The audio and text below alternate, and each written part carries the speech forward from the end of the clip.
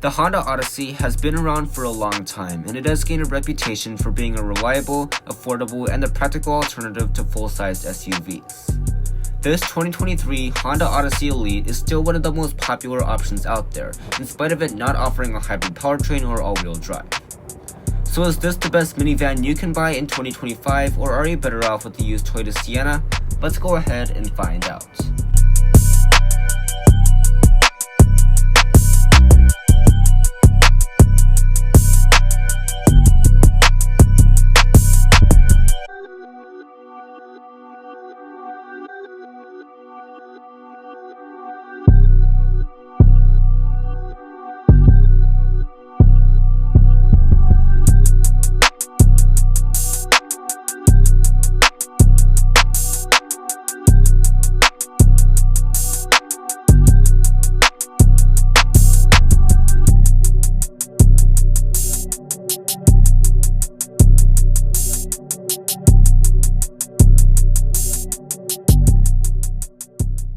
As always, let's begin by discussing the pricing and the trim level. In this current generation of Odyssey, Honda has made a lot of changes to the trim level lineup, but no matter how many changes they made, the Elite has always been the most luxurious and the most expensive. When this 2023 Honda Odyssey Elite was brand new, it was sitting around $52,000 for MSRP. The new 2025 model with the equivalent options would be around $55,000, pretty good for the top trim level of a minivan in 2025. But now let's go ahead and see if the top trim level is really worth it. The Odyssey has a very traditional minivan design. This Elite model has a blacked out grille, chrome trim at the top, functional ventilation at the bottom, and these split LED headlights. The components of the headlights are going to be almost fully LED. You get an LED daytime running light, a reflector style LED headlamp, LED fog lights at the bottom, as well as your incandescent turn signals. This is pretty standard for a minivan, but for the next generation of Odyssey, I would like to see them include projector-style LED headlamps as well as LED turn signals. Moving on to the wheels, the Odyssey Elite has these 19-inch two-tone alloy wheels. In my opinion, these are actually one of the best looking wheels in the minivan segment. It is a shame that they don't sell it anymore, but I think the new 2025 Odyssey still has pretty good looking wheels. As far as the rest of the side profile is concerned, you will find a reflector and marker light on your fender, chrome trim at the bottom of your windows, as well as this hidden track for your sliding doors. Part of the third quarter window also appears to go into the rear window, which looks quite cool. Like in other minivans, the Odyssey does have power sliding doors that can be operated with the key. This can be very helpful for younger kids that may not be strong enough to open the doors on a full-size SUV. As far as the mirrors are concerned, they will be two-tone and will have heating, blind spot monitoring, and power folding. The blind spot monitor is actually located inside the cabin so that you can see it a little bit better even if the mirrors are dirty. At the back, there isn't a whole lot to talk about. You get this gloss black and chrome trim piece that will run in between the taillights, as well as some chrome trim underneath the rear window. The taillights are going to be mostly incandescent. You get an incandescent brake light, an incandescent reverse light, as well as an incandescent turn signal. The only thing that is going to be LED is going to be the taillight accenting, but you can also count the top brake light as LED. Having almost fully incandescent taillight componentry is a pretty big disappointment for 2025. I would like to see fully LED taillights on the next generation of Odyssey Honda makes. But the interior practicality is far more important than the exterior design of a minivan, so let's go ahead and jump right in. With this top trim Honda Odyssey Elite, you are going to get the most luxurious features and amenities you can get out of an Odyssey. Let's go ahead and take a look around. On the door panel, you'll find soft touch plastic on the upper parts and padded leather at the center area, gloss black plastic, memory seating for two, all of your switchgear in matte black plastic so that they don't collect fingerprints, and a ton of storage at the bottom. These seats are going to be made of real leather and they will have gray contrast stitching, gray piping, heating, ventilation, and 12 ways of power adjustment. Also, this color is going to be exclusive to the Elite model. Since the interior is such an important aspect of a minivan, let's go ahead and take a look at it in the Odyssey. Starting with the steering wheel, the Odyssey has a very nicely weather-wrapped and heated steering wheel. It has manual adjusting, and it is the only minivan to have paddle shifters. The buttons will be surrounded in gloss black, and they are pretty easy to use overall.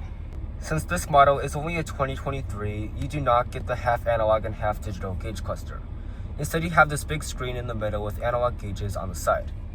You can control it with the steering wheel right here, so you can go through a few different settings, but there honestly isn't a ton you can do with this gauge setup. Even for the Elite trim, the materials in this Odyssey aren't exactly impressive. You get some faux wood trim, leatherette on your dashboard, some more leatherette on the center area, but it is more like soft touch plastic, and then you have some more matte plastic right here. There is also a lot more matte plastic, but there is some faux wood trim through the center area. The storage system in the Odyssey is quite impressive. You get this big center area, and there's also a secret drawer right there. There are 2 cup holders, a wireless phone charging pad, and if you pull this back, there's a lot of space in the center console. But that's not all. This Odyssey has 15 cup holders throughout the whole car, which isn't class leading but is super impressive. Moving on to the climate control, I am very happy to report that Honda has kept very easy to use buttons and toggles. To adjust the temperature, you're just going to use the toggles right here, and it will pop up on this little screen right here. You can also adjust the fan speed with these buttons right here, and you can also turn on and off the climates. You do also get heated and ventilated seats with this Elite model, and they're going to be right down here. The ventilated seats in this car are quite noisy, and they don't do an amazing job of cooling you off, so just keep that in mind. Down here, you will find a CD player, and there's also a household style outlet, a 12-volt power outlet, and a USB port. Down in this area, you will find controls for your brake hold and electronic parking brake, and you can also close and open the rear doors and the liftgate. Now let's move on to the main infotainment system. Even though this isn't Honda's latest and greatest Google-based system, it still works quite well. You can text with this thing, you have cabin watch, and you also have wireless Apple CarPlay and Android Auto, which is quite nice. You can also control many different things in the settings, and you do have a physical home button. There are some shortcuts up here like phone and navigation, and you do have the time displayed up there. Now let's go ahead and see what cabin watch is like. So you push this button, and as you can see, there is a camera in the rear, so you can't see exactly what is going on without turning around. There is also cabin talks, and you can go to a separate app for that, or you can just click the microphone. The separate app is going to be located right there. Also, if your kids are constantly asking what time it is, the Odyssey has a solution for that. You just go into the clock app, and the time is displayed right there. Obviously, the new Google-based system is a lot better than this, but for 2023, this isn't bad. The shifter is located right here. It is pretty easy to use, but can lag at times. To go into drive, you're just going to push the button, push it again to go into sport transmission, and pull back on this toggle to go into reverse. That will bring up a pretty high resolution backup camera with active trajectory, and you do have 3 different views to choose from. What surprises me is that there is no 360-degree backup camera even on the new 2025 model, which has been refreshed. Honda is missing out here because every other competitor to this car has that feature. To go into park, you're just going to push the button. Up top, you're going to find a standard rear view mirror, and you're going to find a standard sunroof. But now let's go ahead and take a look at the passenger side. The door panel is pretty much the same as the driver's side, so you get some leatherette, gloss black plastic, and some hard plastic at the bottom, but there is a lot of storage. The seats are going to be made of real leather, and they will be finished in this very nice gray color, and they will have 12 ways of power adjustments. On the dashboard, you will find some leatherette as well as faux wood trim, and there is a hook down here for a grocery bag or maybe a purse. The passenger side also has heated and ventilated seats, and in the glove box, there is a good amount of space, but it is not felt lined. But in a minivan, the rear seats are just as important as the front seats, so let's go ahead and take a look around. The Odyssey does have power sliding doors, which are going to be a lot easier for kids to operate than full-size SUVs with those heavy doors. Every Odyssey comes as an 8-seater, but you can remove the middle seat to activate the Magic Slide function. In addition to being able to slide back and forth and recline a very good distance, you can slide the Odyssey seats side to side. With these Magic Sliding seats, you can customize what you want to do with the second row seats, and you can also give one side better access to the third row. Just keep in mind these seats are neither heated nor ventilated.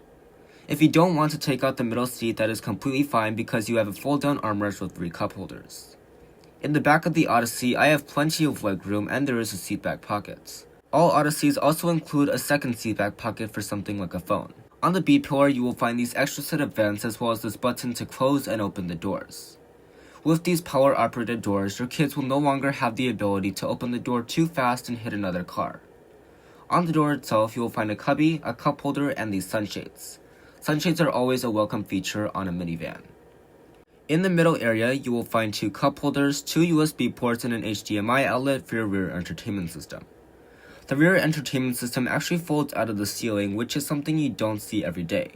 Entertainment systems are becoming more and more rare, especially on newer SUVs, so it is very nice that the Odyssey still includes this. I cannot demonstrate how the entertainment system works because I do not own this Odyssey, but I can tell you that it is Amazon Fire TV based and you will have to pay for Wi-Fi every month. But now let's go ahead and take a look at the third row. With the middle seat in place, you're just going to pull on this lever and that will bring the seat forward. That is pretty much as simple as it gets besides going in between the seats. Back here, I have a pretty good amount of legroom, and the third row actually has a seat back pocket, something you do not see every day. Pretty much everything back here is going to be finished in black soft touch plastic, but you get a USB port, a headphone jack on both sides, vents, sunshades, and you also get a power outlet on the right side. To exit the third row, you're just going to pull on this tab and push the seat forward with your foot. If you are going to be hauling around a lot of people, chances are they're going to have a lot of stuff to bring around as well. Thankfully, the Odyssey can handle it all.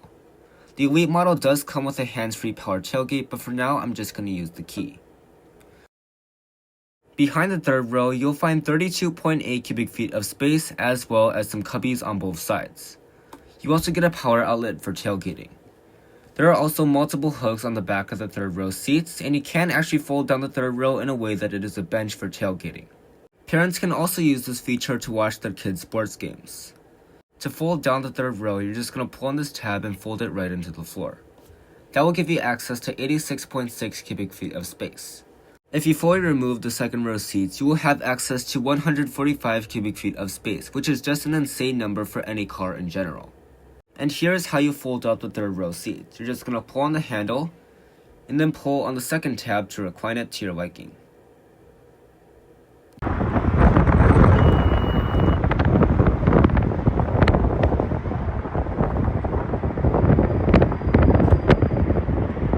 Under the hood of the Honda Odyssey is a 3.5-liter naturally aspirated V6. This puts out 280 horsepower and 262 pound-feet of torque. All of that is mated to a 10-speed automatic transmission, and you get 19 miles per gallon in the city, 28 on the highway, and 21 combined. 280 horsepower may not blow your mind, but this Odyssey is honestly pretty sporty.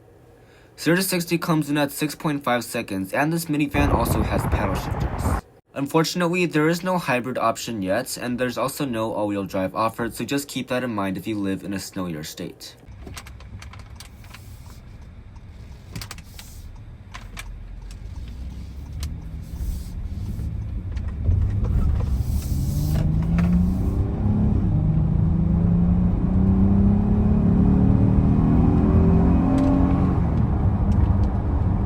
The minivan segment may not be as popular as it once was, but there are still very competitive rivals to this Odyssey.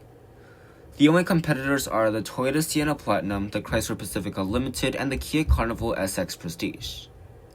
All of those cars are around the same price as this Honda Odyssey Elite, and they offer similar features. Since there are only 4 minivans in this segment, each one is different and stands out in its own way. If you want the best fuel economy and the most luxury out of your minivan, go ahead and swing for the Toyota Sienna. If you want the most gimmicks like a vacuum cleaner or stowable second row seats, swing for the Chrysler Pacifica. And if you want the most stylish and SUV-like minivan, go ahead and swing for the Kia Carnival. The Odyssey is showing its age at this point, but it still offers silly amounts of space, especially in the trunk, an amazing naturally aspirated V6, and some cool features like cabin watch. Which one would you guys choose? Leave your thoughts in the comments down below. The Honda Odyssey is 205 inches long and 79 inches wide. Well, that is going to wrap up today's video on this 2023 Honda Odyssey Elite. The Odyssey is showing its age, but it still offers crazy amounts of space in all 3 rows as well as in the trunk, and it offers great family-friendly features like the magic sliding seats and the power sliding doors. It also has innovative features like cabin watch and cabin talk. For the next generation of Odyssey, I would like to see a new hybrid powertrain as well as all-wheel drive.